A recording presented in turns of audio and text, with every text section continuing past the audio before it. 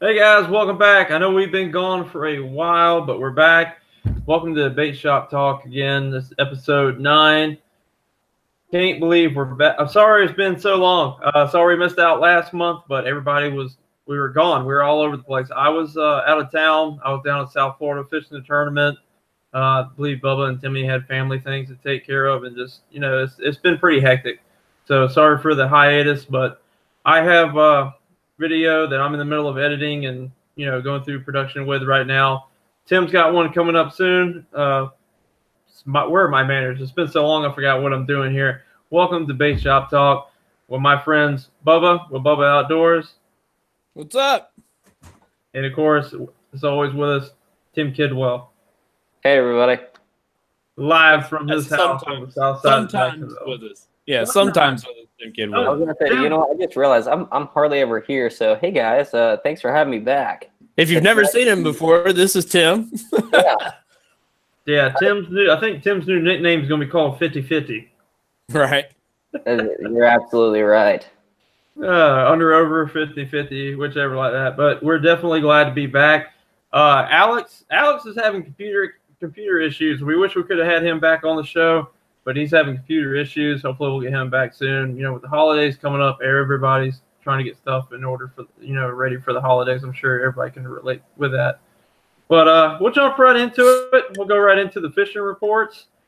Saltwater, I ain't gonna lie, I've been slacking on saltwater, but I have been doing my homework and finding out what everybody else has been doing. And the hot ticket fish right now for inshore saltwater anyway is going to be sea trout. And with this cooler water temperature dropping down, the sea trout are really turning on. If you're fishing around the inlets, here in North Florida, the flounders should be starting to show up, like the bigger flounder, because they're going to be moving their way out to spawn. Right now in December, the bigger flounder move offshore to go out to spawn. So this is like your last chance, really, if you want to go out there and get some pretty good quality flounder to eat.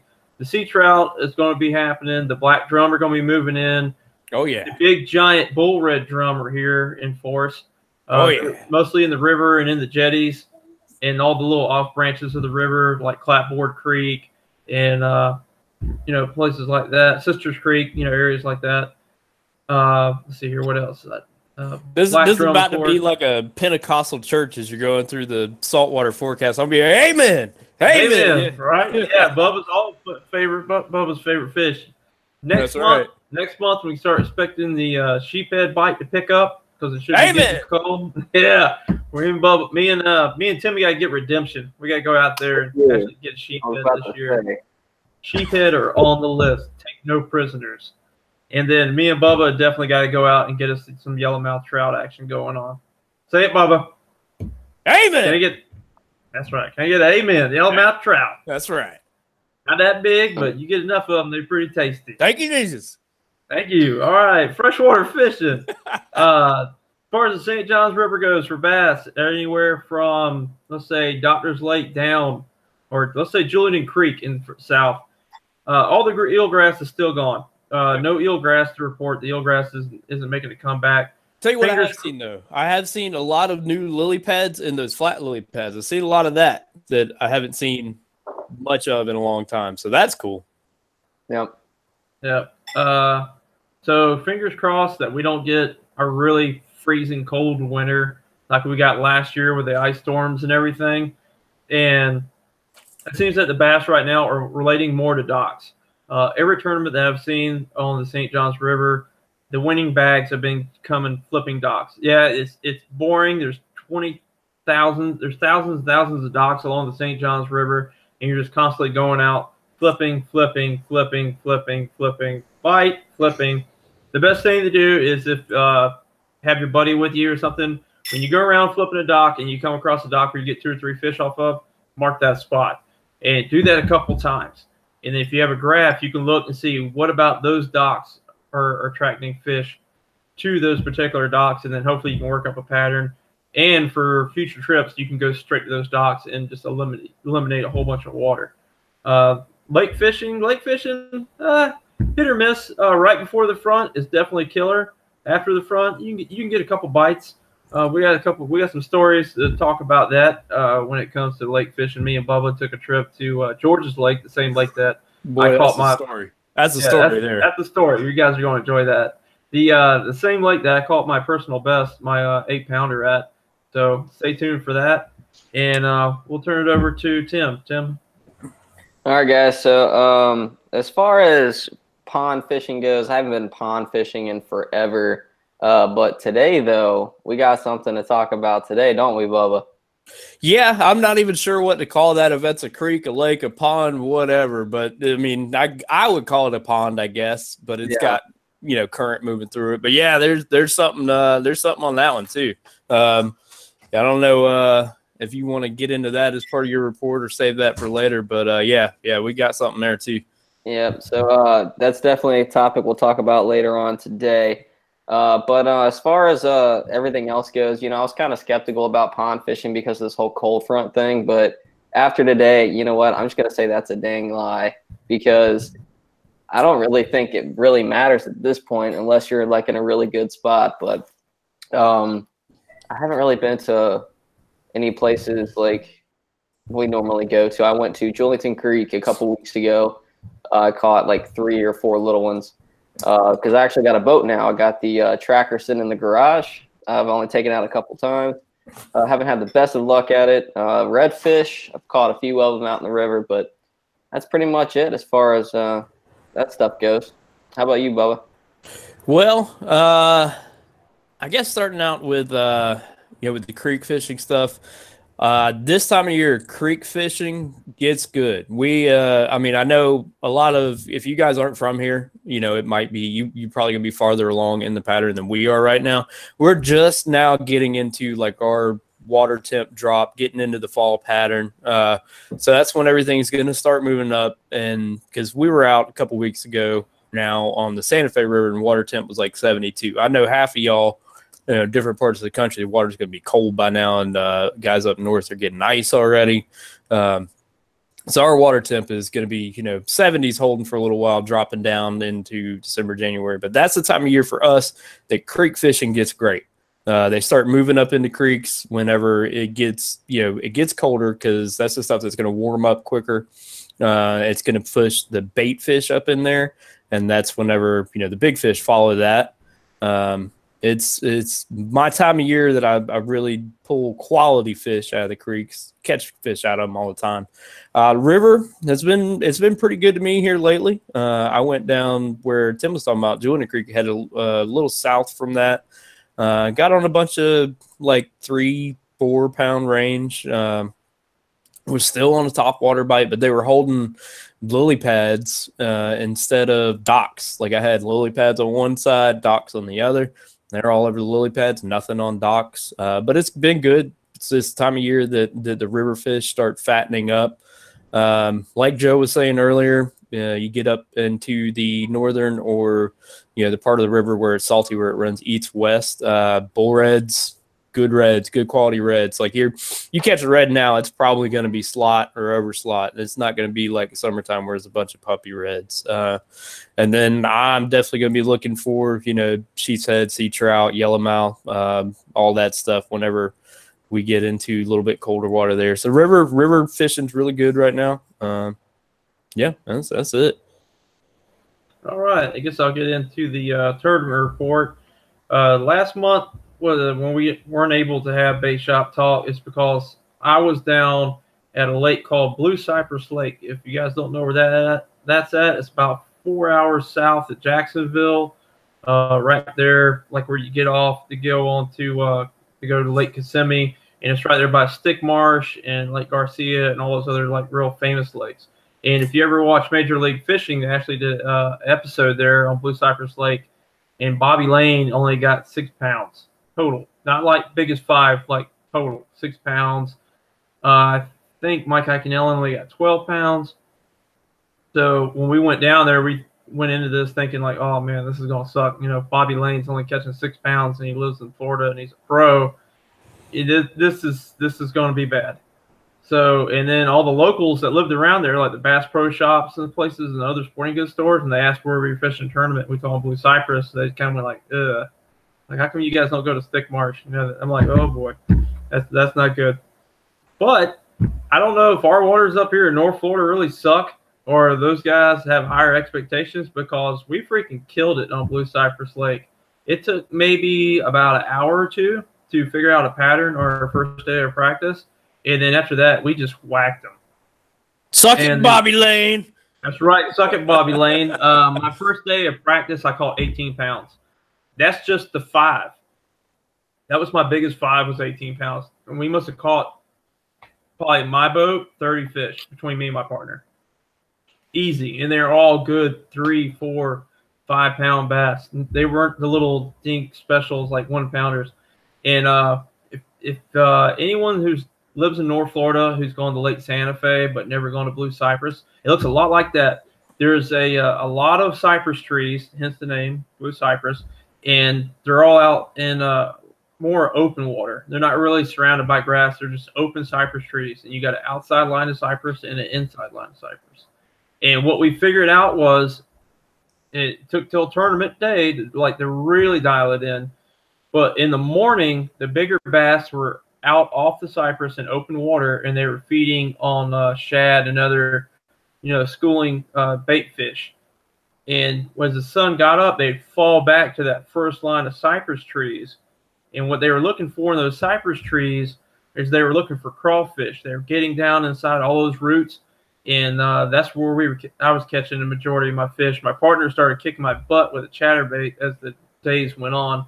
But what was the anchor for me to catch fish was taking a shaky head trick worm with a neon tail and a green pumpkin body on a shaky head and flipping it up against those cypress trees. I'll have that video coming out soon. You guys can see what I'm talking about. And it doesn't exactly represent a crawfish, but they're down there looking for food anyway. And then here comes this little finesse worm, so they gobble it up real quick. And I was catching 4-pounders on shaky head. It was crazy.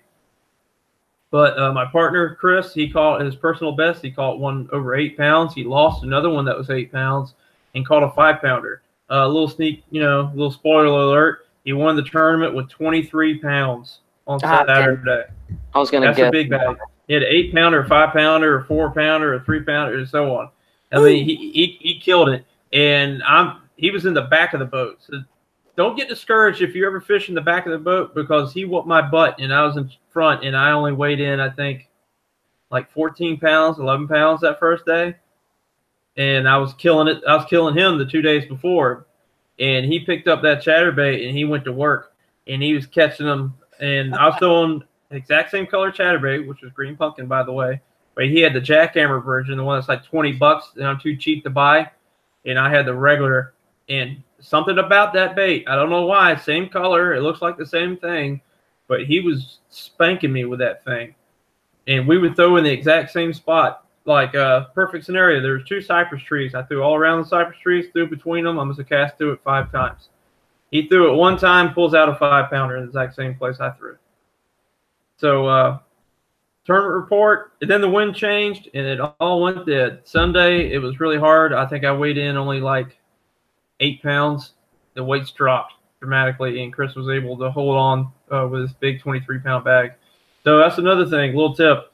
If you're fishing a tournament that's like 2-3 days long and you're killing them on day 1, this is my philosophy. Kill them. Get the biggest bag you can get, because you don't know what tomorrow is going to bring. Yep. Don't try to save fish if you can get a giant lead that first day, because there could be a cold front or something come through that night, or the wind could change, or who knows. Florida fish are very temperamental, and that's it. Goodbye. There goes your bite. And, you could have weighed in a 30-pound bag and just use that to hold on, choose to weigh in a 20-pound bag, So that's my little advice on that. I'll give you some advice too. If you're fishing on Joe's boat, get on the back with a green pumpkin chatterbait, because I also caught my PB off the back of Joe's boat with a green pumpkin chatterbait. Something about the back of my boat with a green pumpkin chatterbait. So if you ever come along with me, I'm going to put you on the trolling motor, because it's my turn to catch something. Right. Oh, real quick too, I've had 2 comments about it. Yes, that is an awesome mustache. Thank you. What the heck? I don't see that about a mustache. Or what? What's that? I was going to say, is somebody going to say that or what? That mustache, it's just perfection on your face. Hey, what's up, Lonesome Night You got wax in that mustache or what, man? I sure do. I sure do. This is we're sponsored by Grave Before Shave tonight. This is the cigar blend. I don't know if you're trying to go for the Doc Holliday look or you're trying to one up Shad Khan, the Jaguars owner. I'm your Huckleberry. Okay, that's what we know we're going. All right. I'm glad everybody could be here tonight. I'm glad that everybody came back and checking us out. Glad we got, Rusty, of course, with us. Love seeing Rusty up there in the chat section. Yeah, but if you guys didn't know, all three of us took a little trip. Timmy already beat us to it and posted a video on it, but we all took a little trip to the Santa Fe River. First time for us fishing the Santa Fe River in a boat and fishing, what would that be, the south end, Bubba? Yeah, it's the south end of it, yeah. It'd be the south end, which is drastically different than where me and Bubba and Tim fished when we went to Jenny Springs. Way different. A lot more rocks, a lot less fall downs and overhangs and branches in the water. It's more docks, rocks, and standing timber, like cypress trees and stuff. A lot of shoal kind of stuff. Big old limestone washout shoal kind of deals. Dude, I'm jealous right now. Lonesome Night is watching from his tent on Big Pine Key. I'm jealous, man. Oh my God, Lonesome Night, do me a favor, man. Take some pictures if you go catch a bunch of mangrove snapper. That way you can make me jealous. They are. I always target the mangrove snapper in the Keys. They're everywhere. It's like catching bluegill in a pond. There's so many of them down there. I target anything you guys put me on. Fish. Well, we've been slacking. We need to start hitting salt. I don't think we got Bubba in the salt yet this year. What, the saltwater? Yeah. Me and Tim went red fishing. No. You went in a creek that was brackish in a boat. I'm talking about let's all for targeting redfish. I said, all right, let's go catch some redfish. And what we do? We went and caught some redfish. All right, but I want us to get in kayaks and go to let's do it. A creek that you could not catch largemouth bass in. By the way, I do gotta say though, that day that we were supposed to catch redfish, and every time he would catch one, I would still end up with the bass. Right. Well, you caught a bass, a gar, a red. He caught a slot red. Right. No, I was now we can catch redfish, sea trout, flounder, jacks, bluefish, anything. Not just two species. Anyway, we're getting way off topic. We are, but yeah, we're getting way off topic. Back to the Santa Fe River. So we put the boat in. We put it in. It's like an old restaurant. It says $2 launch fee, but they're closed, so it's actually free. And it's where the Santa Fe empties into the Suwannee River. We didn't go into the Suwannee River. We just went up the Santa Fe and used the current to drift back. We got lazy. We didn't feel like paddling, and it was way easier. I didn't feel like paddling, so thank you, Joe. You're welcome. Yeah, we were even halfway through on the outboard, and Tim's like, "I'm ready to fish." It was a lot, it's a lot more casting, a lot more time fishing than fighting that freaking current in there, because paddling that thing in a kayak it moves through there. It's pretty rough. You guys saw it. You guys would have seen this. Like, the boat was moving pretty quickly, so just imagine what it would have been like if we were in our kayaks. Like, that would have sucked. Oh, it'd have been horrible. Lonesome Night, to answer your question, Swannies are not a hybrid. They're their own subspecies, kind of like how smallmouth bass are or spotted bass. They're their own subspecies. They're just only here in Florida. They're localized to like that area right there. They used to only be in Suwannee River. Yeah, the Suwannee. Well, no, it started out like somewhere else or something, I think. But anyway, they're in the Ischutney, they're in the Santa Fe River, and then in the Suwannee River. Yep. So they're localized to that little area right there, and that's the only place that they are. But I would liken them kind of to like a smallmouth. They're pretty cool little fish. And they fight really hard. Awesome. And they fight really hard. So that trip we took to Santa Fe, we went there with the expectation of being a bunch of laydowns and a bunch of timber type fishing, logs and stuff like that, because that's what we were catching off of when we went to Jenny Springs in the more northern part of the Santa Fe River. We did get some bass on soft plastics throwing crawfish imitations, but the Swannies that I caught and was getting the most bites on was throwing a crankbait. I was the only one in the boat to have a small crankbait, not a square bill, but one that went down about 8 feet. And I was throwing along the edges of the rock drop-offs. It was like a little limestone ledge, and that's where they were hanging out at. And I would throw up and reel it back into the current and reel it across. And I got lucky and got 2 Swannies. One was pretty nice. I got a largemouth on a crawfish invitation. Tim got a small Swannie. And then Bubba got the biggest fish of the day with a big old gnarly mudfish in the Santa Fe River, of all places. I don't understand it. I don't get it. You know, I mean, it's crystal clear water, spring feds, moving, oxygen everywhere. Somehow, if there's a mudfish in there, I'll find it. You know, we're sitting there pitching. I pitched because a lot of it is sandy bottom and rocks and stuff like that. So I pitched to a dark spot, and I saw this big old sand poof, and my lure started taking off, and I set the hook on it. I'm like, oh, man, this is a world record Swanee bass. Nah, it's like a 6-pound mud. I called it, too. I actually called it. I was like, somebody is going to catch a mudfish. And I don't get it. It'd be Bubba. I don't understand. I don't know. Vapor, I'll check with these guys later to see if they do, though. Lonesome Nada says, gotcha. I'm in Jack's native. Never heard of them. What's a big end? 5 pounds.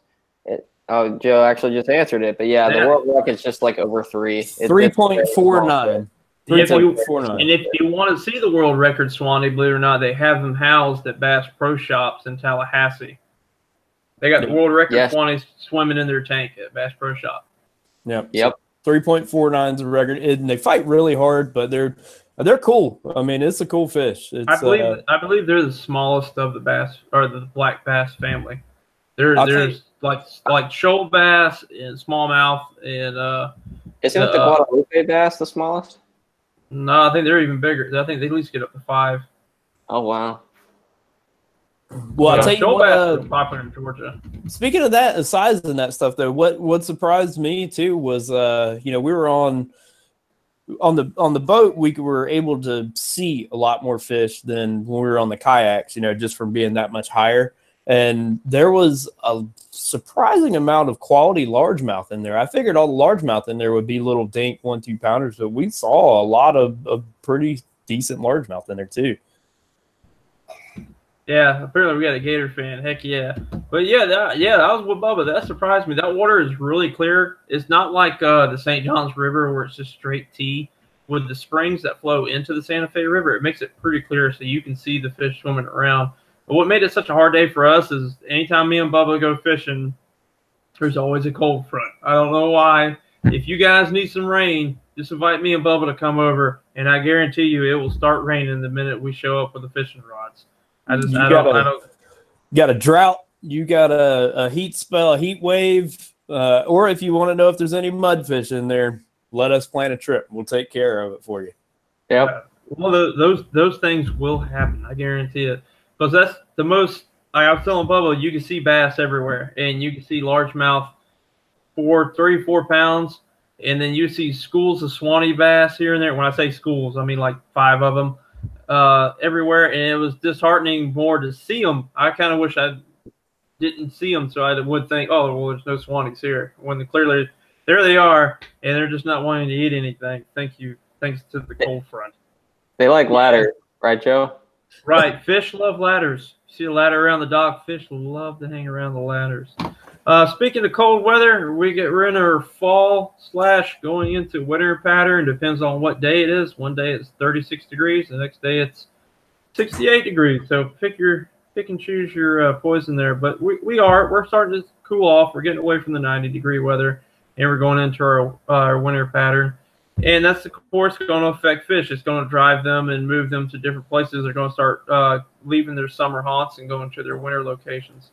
For freshwater fish, bass in particular, as Bubba was saying, they follow the bait, just like everything else. And that usually means they're heading into backwaters, they're heading into creeks, they're feeding up for the wintertime. Same thing with pond fishing. My pond right here in my house, it's kind of cool because I can go out there and observe what they're doing. They're starting to school up in little packs of like 8 bass, and they're just circling the shallows, eating all the new hatched bluegill fry. They're now about 3-4 inches long. It's like a perfect snack size for them, and they're just schooling those bait up and ambushing them, and they're doing the same thing in the creeks. Now they're in the river. They're moving up shallow. That's a good point there, what you just said about that, when you see them doing it, because they get a lot more bait fish oriented this time of year, guys. We still will do, of course, being Florida boys, a lot of pitching and flipping kind of stuff, crawfish, whatever kind of deal. Mostly now that's going to be whenever it's like a cold front and they're not moving, actively feeding. But they do get a lot more bait fish oriented this time of year when they're fattening up. Sorry, keep going, Joe. Right. So for bass fishing, break out your lipless crankbaits, break out your chatterbait, spinnerbait, your square bills, your moving baits, jerk baits. Jerk baits are freaking awesome this time of year. Just try different types of cadences and, speed it up, slow it down, and see what they're doing, because you're imitating that wounded bait fish that might have got knocked from the school, and it's kind of loopy, and it looks like an easy meal. Saltwater, same thing. They're starting to head as it gets cool off. They're doing the same thing. They're feeding up for the winter. This cooler water gets a lot of these different types of fish who like the cooler temperatures really moving, like I was saying with sea trout. Perfect time of year for sea trout. Sheath trout love the fall. And I had some friend of mine that went and fished a small creek here in Jacksonville, and they went to a particular deep hole. If you can find a deep hole where the current's coming over it, it swirls and gets all the bait fish tumbling around in there, and they come up out of those deep holes and eat. And they limited out 3 of them, limited out on sea trout in 15 minutes. That's using finger mullet. Finger mullet, throwing it up current. Yeah, amen. Finger mullet, throwing it up current and letting it drift over the top of that small hole, simulating what's happening to those that the sea trout are doing with everything else. They just had it on a small jig head, let it come over the hole, you go down, and you fill the thumb. And then they were good quality sea trout. They were like 17 inches and up. So, like I said, sea trout are hot right now. I'm itching to get myself out there. I broke my little kayak cart, fixed that just so I could go sea trout fishing. Yeah, we got to go back out there. That was so much fun taking me out sea trout fishing. Yeah, it was supposed to be a sheephead day. Yeah, but it ended up being a good day, so that's all that matters. Whatever's biting, right? Absolutely. Whatever you guys can get me on new species, just tell me what it is so I don't try and guess for my videos. What was it, Lonesome Kayak? Actually, I live right here by the Okefenokee Swamp. I fish the St. Mary's River. Like you were saying, it is full of freaking mudfish. I've not fished the actual Okefenokee Swamp because I'm cheap and I do not like having to. I don't want to pay for a Georgia fishing license. that's my only excuse. I know a lot of people go up there. I haven't heard much about bass fishing in the Okefenokee Swamp. A lot of people go up there to panfish. Just like the St. Mary's River is really hot for panfish and catfishing. And Bubba, it sounds like they took a note out of your book. You said a buddy of his called a bowfin. Let's not fancy it up here. This is mudfish. Got to church it up. No, let's not church it up now. And they made gar balls out of it. It would be mud balls, I guess, in this case. And he said it was good table fare. And, like, I don't know what he did. He must have had it all bread, maybe a tiny bit of meat in the middle. Because I've sliced open mudfish before, and their meat is dang near black. You couldn't get me to eat that thing. I'm going to try it. I'm going to do a catch and cook on it one of these days when it's like when I'm about to get off the water and it's the last thing I catch, because what I've always heard is that you have to cook them quick or else it gets mushy. But I'm going to try it. I'm going to do it. I'll eat. Everybody knows I'll try to eat about anything at some point. So I'm going to try it. Well, you know what? Like I said, I'm not going to be that. You know what? You're right. I'm not going to be that person. I'm not going to bash on it and say that mudfish is terrible when I haven't eaten one myself, because you say that about Jack Crevalle all the time. If you bleed a Jack Crevalle out, they're actually pretty good table fare. There's a lot of people that do catch and cooks on YouTube with Jack Crevalle, and for years everybody's like, "Oh, that's shark bait or good bait fish." They're pretty good. Eat them out, and they say it tastes really good. They got meat similar to tuna when it comes to texture. Yep. Yeah, they are pretty good. Right. So I'm not gonna say anything about mudfish until Bubba eats one. If Bubba gives me the thumbs up on mudfish, I'll do that. And I'm still wanting him to cook me some gar balls so I can try that. Well, that could definitely be arranged because that's good. I mean, that doesn't take too much convincing there. It's like, hey man, you want to eat some gator tail? Hell yeah. Well, I like eating gar. That can be arranged. How about we do this? How about we do the trash? What about one day we do like the trash fish challenge? We'll catch like mudfish and gar and all these nasty fish, and we'll cook them up one night. All right. Is Timmy frozen? No, I'm not frozen. He's just in disbelief over there. He's just in disbelief. Oh, his little thumbnail down in the bottom was like this for a good 10 minutes the whole time. Oh, so I'm frozen on the YouTube because I guess it's like that 20-second delay. He said he said toadfish too. Like I don't know. If you get stuck with a toadfish, you're gonna be hating life. Yeah, there's a lot of ethnic people out there around Fort George Inlet that will eat the hell out of those things. I don't know if I'm gonna try that now. You know, Bubba, I just realized every time like I catch a random fish that I don't think we need, I always ask you, "Hey, do you want to eat it?" Yeah, dude, foul hooked like a 1 pound gizzard shad today, and he's like, "You want to keep it to eat?" I'm like, "No."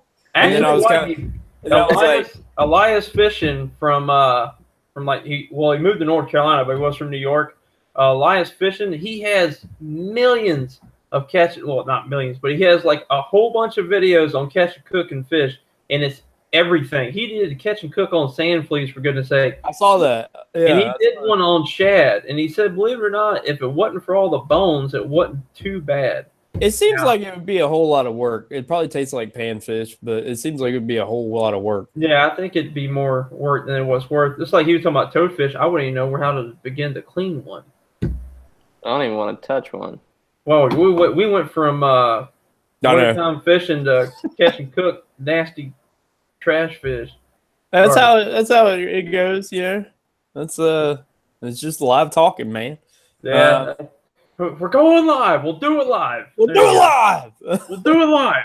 All right. Well, let's go ahead and let's keep her on track. Get it back on track anyway. Yeah, let's get the train back on the track. How's Timmy doing? How about that? How's Timmy doing? Did you witness Tim? He is running great now. I finally got everything taken. Hang on. Knock on wood. I finally got everything taken care of. When I can get that 150 up to over 50 miles an hour with 3 grown men in the boat and a full live well and all of our camera equipment and fishing gear, I think she's doing pretty good. I'm happy to have Timmy back as part of the team, as someone I can count on again. Now, that being said, he also ran great when me and Bubba went out to Lake George, or George's Lake. George's Lake is different. He's got 2. But there are consequences when you have something that's working. For some reason, the boat has been fixed, but we keep breaking trucks now. I've had her fix my truck twice, and Bubba had his transmission go out on him there at the boat ramp at George's Lake. And let me tell you about that adventure. Oh, God. Bubba, you want to fill him in on that since it's your truck? Sure. I mean, man, it was, I don't know. I left the house at 4:30, something like that. And of course, typically what we'll do is anytime that me and Joe travel, because we went around a good bit this year, going to different spots here and there. Usually what we'll do is I'll drive to like the west side of Jacksonville, park mine, getting his, because it's like kind of halfway in between for us.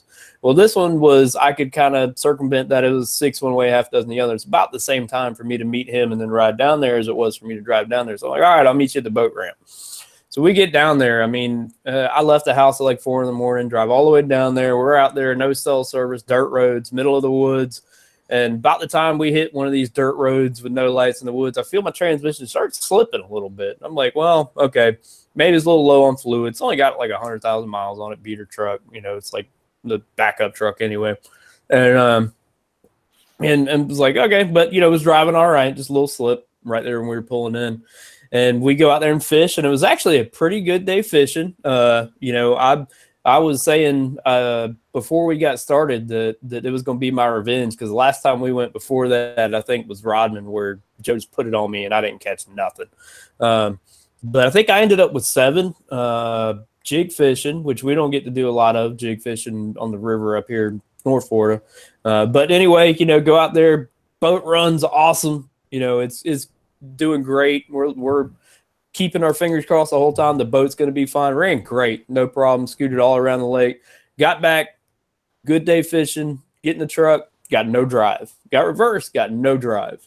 So it's like we kind of fart around trying to figure out what to do with it.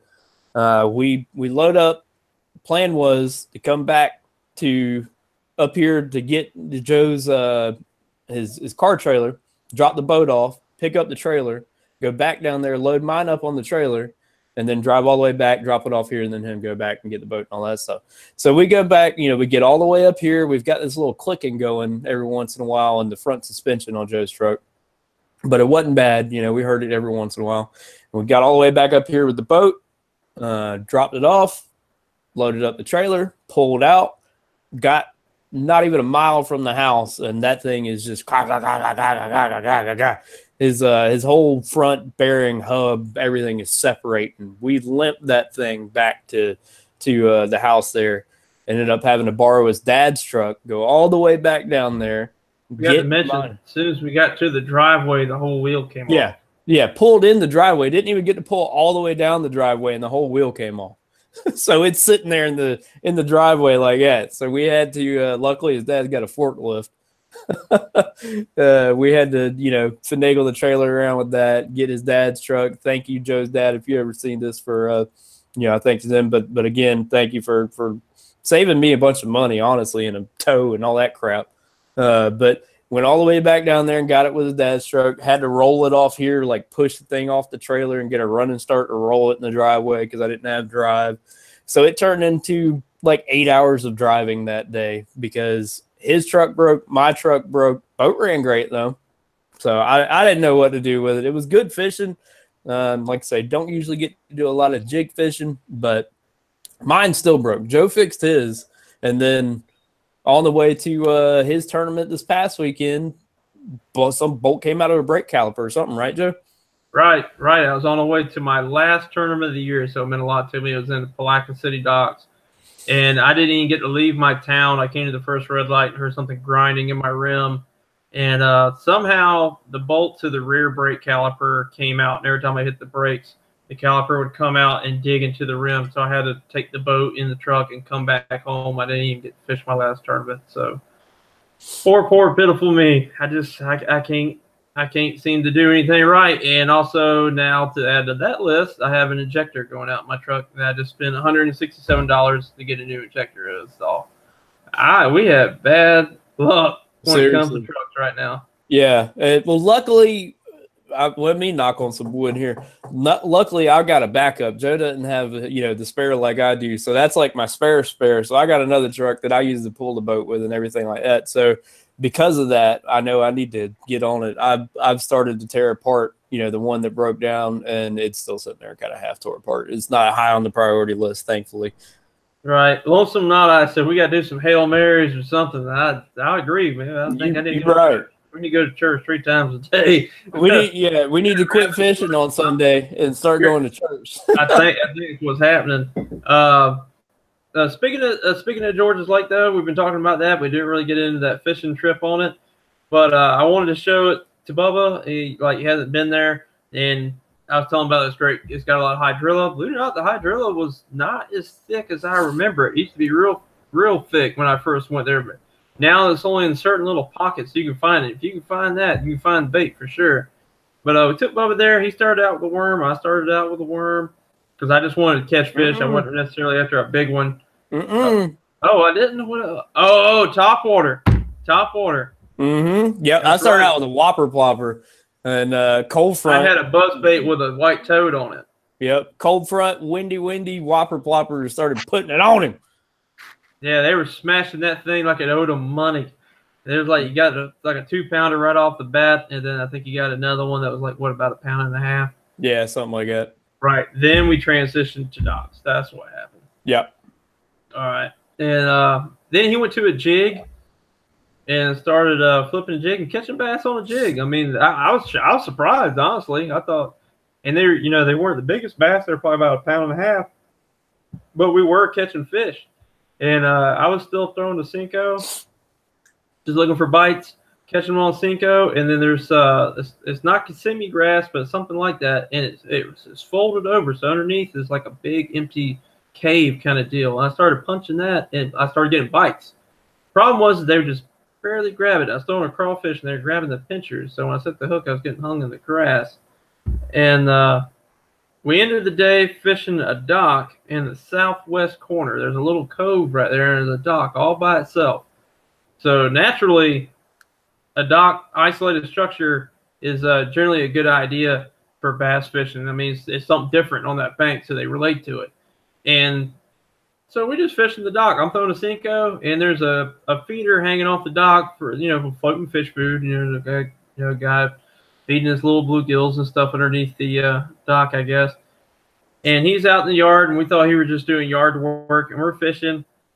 And I catch a little dink bass, no bigger than the size of my Cinco. I throw him back, and I flip underneath there again with the Cinco, a little around the corner, and catch another dink bass about the size of my Cinco. And this dude comes running, or not running, but he comes down the dock going, "Hey, I want you guys to anchor up and catch all my bluegill." And I'm like, "These ain't bluegill." And so apparently you still have those people out there that think they own the water and they own everything in it. It just calls their docks out over it. So it's God's water, bro. Yeah, it's God's water. And plus, I wasn't catching your bluegill. They were bass. Don't make me get bluegill on you. If I could catch a bluegill that could eat a Cinco, that's a dang big bluegill. Well, it might have been bluegill sized.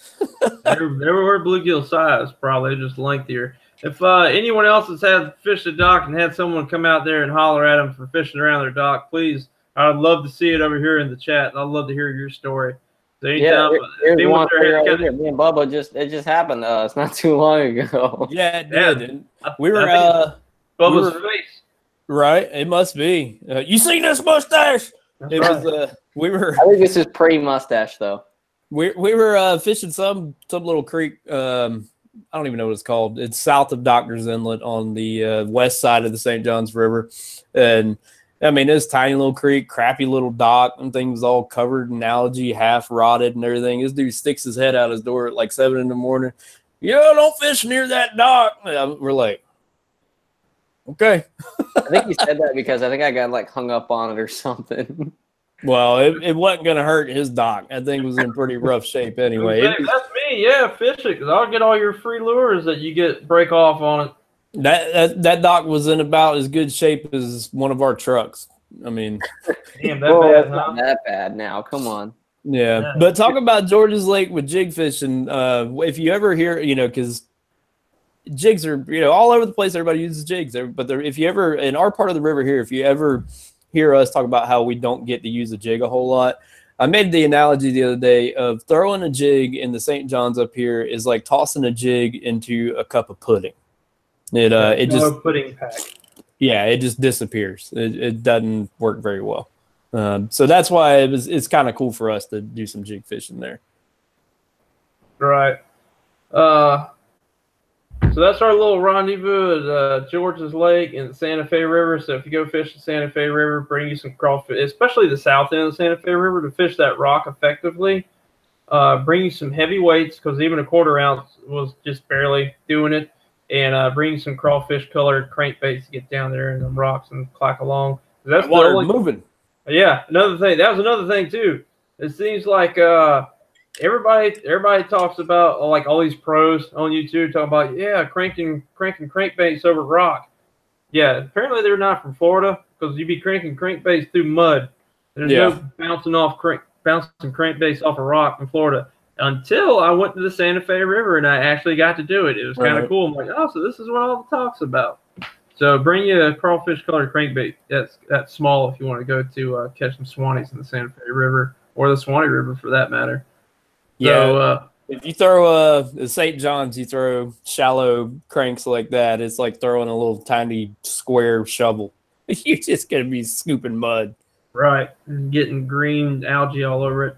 But speaking of small baits and everything, like we were saying, fall bass are more bait fish oriented, so you want to throw things that copy that. So if you're schooling on shad, you want to be throwing like small square bills, like in a whitish color or chrome. Some places, if you go to a place that of course has bluegill, like my pond doesn't have shad in it, you want to throw something that looks like a bluegill. You want to match the hatch. And same thing with size, but they're bait fish oriented right now. Spinner baits. Now, as it gets colder and the bait fish start going away, then they're going to start looking for that slower forage. Yeah, Bubba's holding up a bait ball right now, which is, I know y'all have probably heard me talk about this before. I plan on wearing this thing out in saltwater too.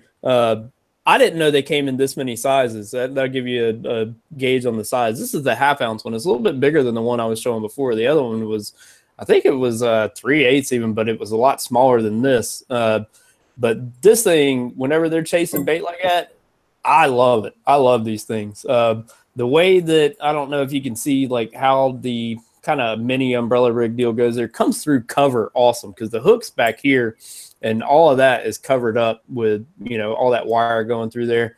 But, you know, it looks just like a little fleeing ball of bait fish. You give them some nice little jerks and twitches, and everything comes through the water awesome, comes through cover awesome.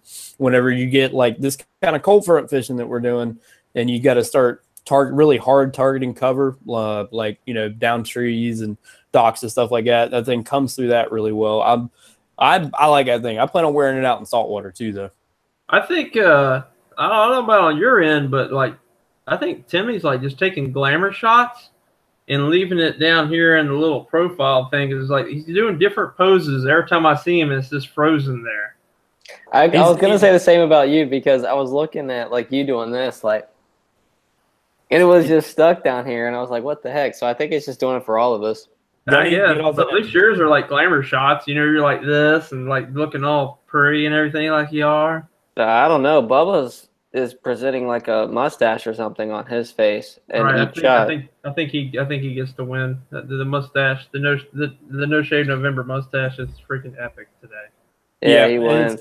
It's on point tonight. It's probably near the end of his lifespan. My wife's getting sick of it, but it is it's there. It's there. If she's getting sick of it, just slick that thing down, man.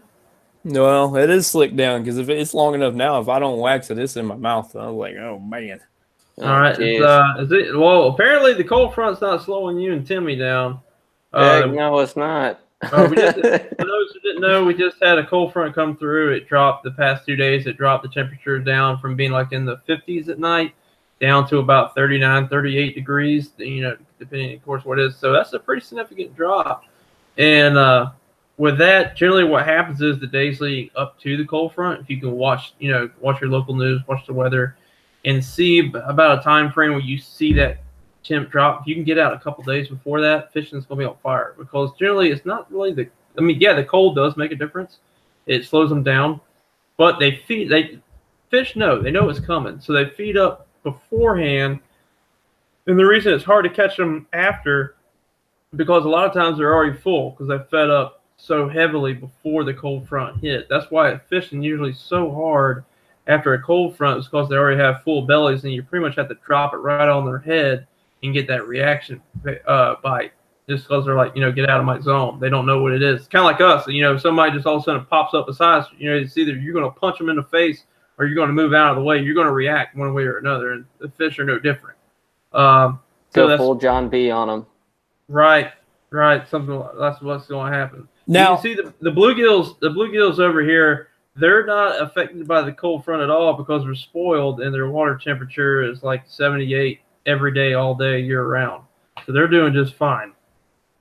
Well, see, now I'm glad you said this too, because I was making this comment to Joe before we went on the Santa Fe. I wanted to see, because we all talk about, cold fronts and water temp drop and stuff like that. I wanted to see the effect of water temp versus barometric pressure, because the Santa Fe through there is spring fed all the way. So that water temp stays within a few degrees pretty much year round. Like, we were out there and it was 71.2 over the entire river, because it's dumped in millions of gallons of water through there all the time.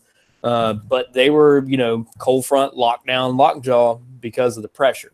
So as much as it seemed like to me from that, evidence anyway, that that sharp drop in water temp doesn't, it didn't seem, because there wasn't any effect. They still had the same cold front feeding habit with that drop in barometric pressure. So that was kind of cool to see. It was definitely the barometric pressure that had the effect, because the water temperature really wasn't that cold at 72 degrees. Well, not only that, do you guys also think that that place might be heavily pressured at the same time? I mean, with, not really spring breakers at this time, but you have a lot of people that are off work and the holidays and stuff like that. They want to go outside. Do you think that might also have an issue with it? I think since, like you were saying, since that's such a popular location, they're used to getting that that amount of boat traffic all the time. It's just like every day. It's kind of like if you had a house that lived near a train track. At first, when you're first there, it's going to suck. But after a while, you kind of get used to it, and you kind of know the routine of when things are busy and when things ain't. Just like, you know, like us as people, we know on Friday about anywhere from 4 to 5 o'clock, traffic is going to be terrible. Yep. And if you went out there Friday at 4 o'clock and there's no traffic, you start feeling suspicious. Like, this isn't the everyday occurrence. What the hell's going on? And that's pretty much what they're going to do too. They're kind of used to the norms.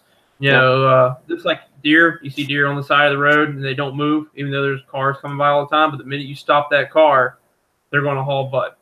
And you know, that's the way the fish are going to be. Absolutely, absolutely. So like back to the whole thing. Like today, for example, I got up. It was about 45 degrees outside temperature, and when we got to the lake, pond, whatever you want to call this place, the water temperature was between, what was it, 56 to like 59, somewhere in there. And, it was upper 50s. Yeah. And so the outside temperature was 45, and by the time we got off the water around 11 o'clock, in those 4 hours, it went from 45 to 63 degrees. The water was completely clear, and the fish were just tearing it up. So I don't really know, to be honest with you. I don't think this cold front has an effect on a lot of things as it would the rest of the world. Because here in Florida, like when it comes to bass fishing, there's like 6 seasons. Here, we don't really have like that super cold that everybody else gets. So it might be a little bit different here in Florida than it is for everybody else. Yeah, we get like maybe 2 days. Like we get the random ice storms that come through. That's about, like up here in North Florida, that's about it. Absolutely. Like South Florida, Okeechobee's on fire January, February, when it's our coldest months. Absolutely. And that's why FLW does, you know, Okeechobee first, because it's not that serious, I guess, around that time frame like it is for everybody else. Hey guys, totally random, but I think my 2 bluegill over here are spawning. Like, no lie, look at them. See them? Oh, they're trying to get some camera time. That's what's going on. Look, we don't need no fish porn going on, guys. Y'all go behind the stump. Take care of that. This was it's gonna get demonetized. Yeah, you guys seen it first. Bluegill mating behavior live on Bait Shop Talk. I need a bigger aquarium. Apparently, I needed one with some shades on it too. Well, while Tim brought that up, let's touch on that day today. We went to a little secret spot near the house here. We were talking last time about fishing holidays and how we kind of avoid like all the traffic and stuff like that. Well, that where we went today, Tim, was one of my spots that I usually do for like holidays, because I know nobody gets in there. I've never seen anybody in there with a kayak, a canoe, john boat, nothing like that. It's kind of like a secret little hole. Really weird that, you know, the deepest we could find in the place was like 6-8 feet. But it's got not even 5. It was 5. Yeah. But it's got quality fish in it. Between the two of us, before we got off the water like 11:30, you know, we poked around eating out there and stuff like that. Between the two of us, we caught an 18.5-pound bag today.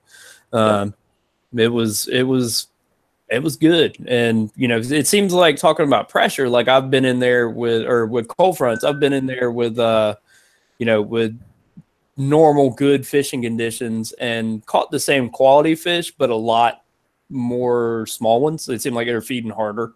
But yeah, we went out there today, and right off the bat, Tim strokes up a 5.9, so almost 6-pounder.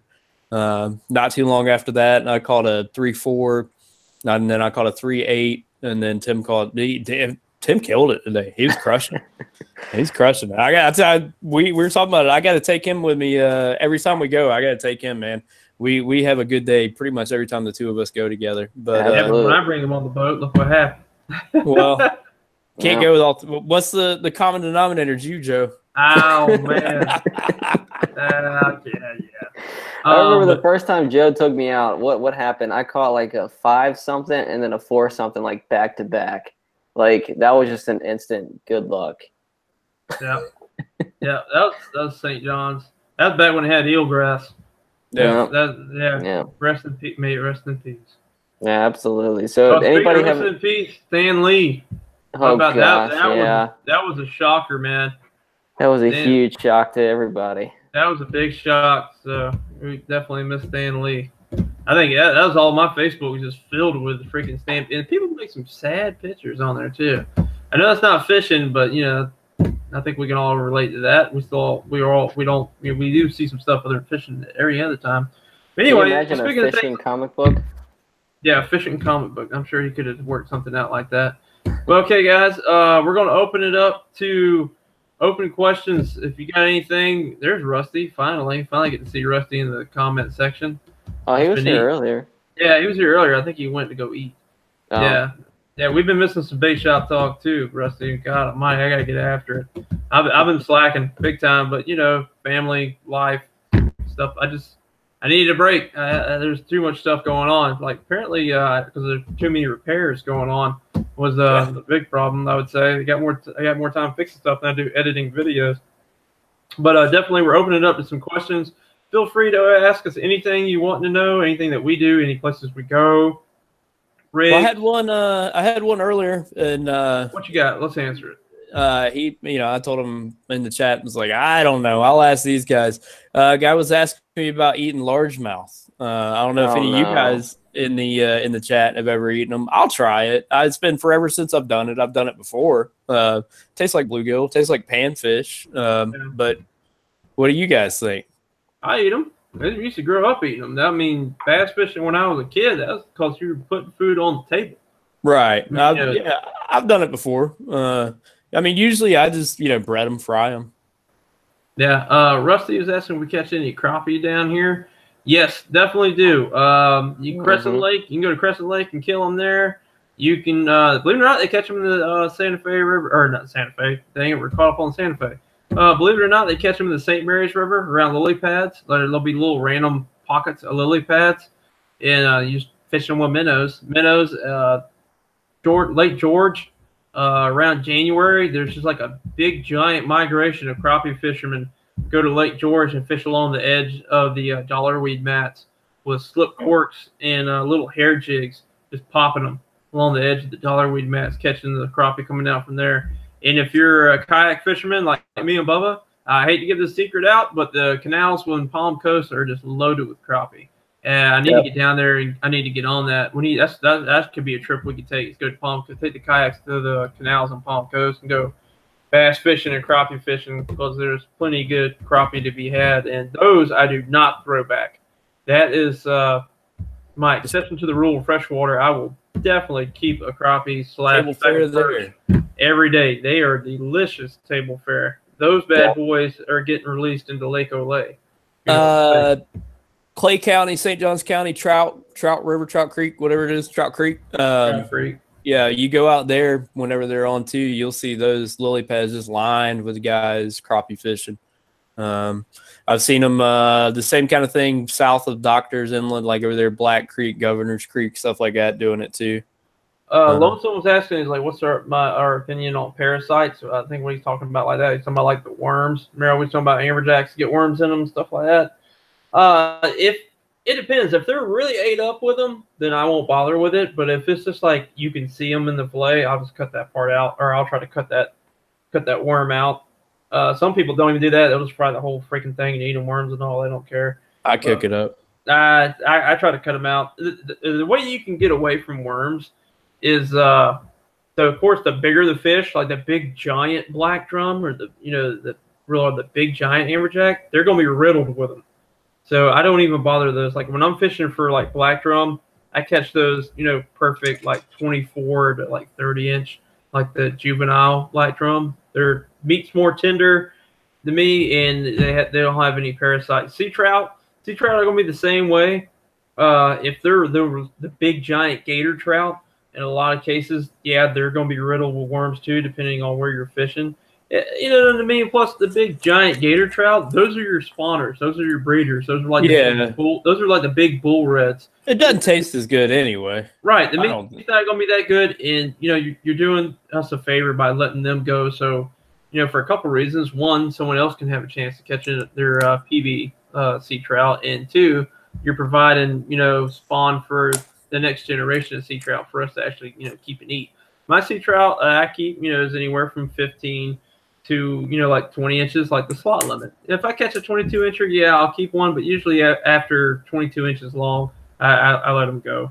Because like I said, now you're starting to get into that gator trout range, and they're getting pretty big, and I know they're going to have worms in them. So I let those go. Pretty much that you know, like that limit range, that's your eating range too there. You know, you start keeping that like over limit and like upper limit, and they don't taste as good. Yeah. I'm sorry. I was reading what he was talking about. He's talking about yellowmouth off Mayport.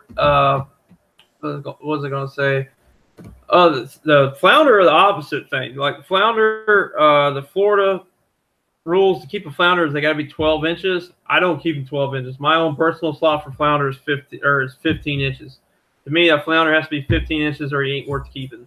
Because there's hardly any meat on a 12-inch flounder. Yeah, I mean, it's like a little tiny. It's like a little tiny strip about that big, and you're like that wide on each side, so that you can look right through it. To me, a 12-inch flounder is that's just too small. I mean, the state of Florida says you can keep them. If that's what you're about, then by all means keep them. But for me, I don't like to keep them bigger. I ain't that. I ain't that hungry. I'll go catch a drum or something and make up for it. But I'm not keeping them that big. What fishing license? So, you guys got anything you want to throw into that? Like Bubba, I'm sure you come across some parasites in saltwater fish. Yeah, and it seems like, just like we were talking about, it seems like it's the bigger ones, the bigger older fish are the ones that are riddled with them. You know, like lonesome, like you were saying, if it's got a bunch of them, then I'm not gonna mess with it. But if it's a couple, man, I'll fry it up and eat it. Yeah, these guys will tell you I'll try to eat about anything at some point. I don't care. I've eaten a shark embryo before. I ain't heard that one. That's the new one for me. Deep fry it and eat a whole. I don't care. Rusty's asking, so what kind of fishing license do you guys keep? Like, what kind of licenses do we get? You think about asking if we had the combo. Me and Timmy are unique because we have what they call the military gold license. It's backwards, but it says military gold license. That's for military members. So I get that, and it has everything. It has fresh salt, hunting, everything on there, ducks, whatever, you name it, and it's on the military gold one. But we can only get it at the DMV, and it's $20. So the man to ask in this little group, as far as fishing licenses, would be Bubba, because he's the only like civilian guy. He picks up a regular license. Yeah, I just do the regular combo. I don't know why I don't get like the 5-year or the lifetime. It's not like I'm going to stop fishing, but I just do the regular fresh salt combo. I think it's too old for the lifetime. If any of you guys are out there and you know got kids, definitely get them. Yeah, like whether kids, get them the lifetime license because it is worth it in the long run. My parents talk about it all the time. They wish they would have got it for me when I was a kid. That'll pay for itself. You get them young. But yeah, I just do the regular fresh salt combo. And then, you know, if I want to do any hunting, add that on from there. I don't know why I don't just do like the whole giant package deal because, you know, I use it nonstop. Well, like for us, it's a one-stop deal since it's the military license. They just put everything on it, and it's only $20. So, well, they have, you know, like he's saying, they got like different combo options for, you know, civilian stuff where you can get like a sportsman's license that's going to have, you know, fresh salt, some hunting stuff with it. And it's, you know, it's cheaper and guys like us that are going to use them every year. I don't know why I don't do it, but I just get the regular fresh and salt combo every year. Yeah, I used to. Hey, you think that's like what was it? Lonesome talking about I'm rich. The military gold's only $20. Rich is when I used to go hunt in Georgia every weekend. That hunting license for out of state big game hunting license in Georgia, if you guys are unfamiliar, it's $400 a year. Woo! Yeah, that's why you don't. That's why Dinsmore Outdoors is primarily a fishing channel. That's hard enough to keep up with fishing. I can't afford a $1,500 deer lease and a $400 out-of-state license every year. And then go getting in a hunt club on top of that. Yeah, that's what I was talking about. He's like, was it Lonesome Sea? He goes on public land. I've done the public land thing out there in Ocala National or Osceola National Forest. It ain't for me. It's kind of sketchy when you fish when you're hunting public land, especially out there. You don't know. You might show up one day and somebody else is sitting in your stand and they got a gun. You don't know what the heck's going on there. Or your stand will be gone. Or your stand will be gone. Or your camper will be broken into and all that other good stuff. There's a lot of dirt bags out there in the hunting and fishing community, sadly. But that said, if you want to go out there and bag a hog for some good table fare, Osceola is a good place to do that. Like, you ain't got to do no scout or nothing like that. I can go drive out to Osceola and kill a hog this weekend, guaranteed. I can't say I know what a sound shot is there, Lonesome. Yeah, if you want to elaborate on that in the chat, please do. You guys know what a sound shot is? Nah. Or sound shot. Yeah, I don't know what that is. I don't either. I mean, we were talking about hunting on public land, and then it's going into sound shot. Yeah, I don't know. Just when a hunter hears something and shoots that way. Oh, man, yeah. Yeah, oh, okay. I didn't know there was a name to that, and I thought it was called being an idiot. You're talking about if you just hear a rustle in the bushes and shoot in the bushes. Oh, Lord. Yeah, I ain't about to have that either. That's another thing you got to worry about out there. You don't know what kind of cletus you got out there hunting in the woods. Yeah. I'm good. I'll just go fishing. Yeah. Well, listen, guys, I do got to get going. I got to get. I think we all got to get going. So we'll go ahead and wrap this up, guys. We thank you for joining us here tonight. I'm sorry that's been so long, and all of my subscribers and viewers that watch this, I'm sorry that I have not put a video up, but I am definitely working on it. We got 2 or 3. I got the Santa Fe River one. I got my tournament on Blue Cypress, and I'm going to be doing some other stuff. I'll have 2 days coming off here next week, and I'm definitely going to try to get out and hit that salt water if I can, if family issues don't get in the way. But we thank you for joining us. As always with me, thanks to you, Tim, and thank you, Bubba, for being able to join me tonight. I'm glad to have you guys with us. Bubba? Yeah, guys, you all have a happy Thanksgiving. That is probably one of the best holidays out of the year because the only thing expected of you is to show up and be good food and friends and family. So y'all have a happy Thanksgiving. Yeah, we'll see you next time. Couldn't say it better. I hope everyone enjoys the Thanksgiving holiday. Go ahead, get fat, put on another 5 or 10 pounds, eat you some pumpkin pie, turkey leg, all that good stuff, and let's be thankful for all the things that we have. Let's try to be a glasses half full for at least one day, and thank the good Lord for all the woods and the water that we get to enjoy that He put on here on this earth for us. Any good friends. Before we get going, I do want to say to all you guys that are serving, I hope you guys enjoyed your Veterans Day, or if you aren't serving anymore, I hope you guys all had a great Veterans Day. Right. Thank you for all of our veterans, all the guys who served before us, and the ones that are about to serve. Thank you. Yep. And to me, it should be Veterans Month, not day. We should be thankful to veterans all the time. And that's not just because I am one. I mean, even though I am a veteran, if I see a retired Army guy, that's I tell them thank you for their. I always thank them for their service. Anyway, we're getting all sympathetic here, talking about holidays and Veterans Day and everything. We got to get going. Getting late. You guys got to get up early and go fishing. So we thank you for joining us. Remember, I'm Joe with Dinsmore Outdoors. As always, we do more than Dinsmore. Thank y'all for watching. See ya.